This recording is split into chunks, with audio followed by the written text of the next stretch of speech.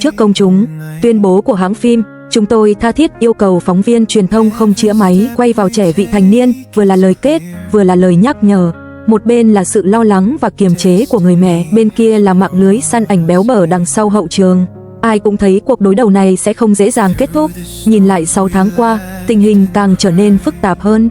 Vào tháng 5 năm nay, tin đồn ngoại tình giữa Triệu Lệ Dĩnh và đạo diễn Triệu Đức Nhân lan truyền rộng rãi và cô đã trực tiếp phủ nhận tin đồn, nhấn mạnh rằng họ chỉ là đồng nghiệp.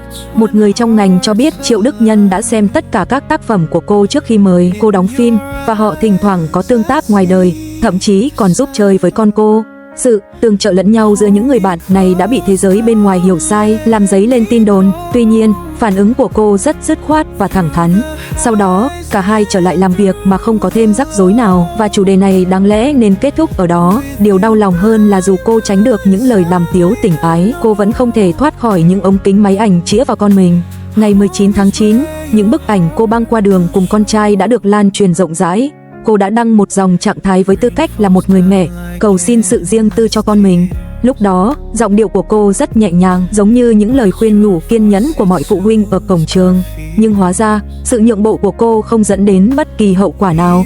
Ngày 18 tháng 11, tại rạp chiếu phim, hành vi xô đẩy, chen lấn và móc túi suýt chút nữa đã gây ra hỗn loạn. Không phải đứa trẻ nào cũng có thể chịu đựng được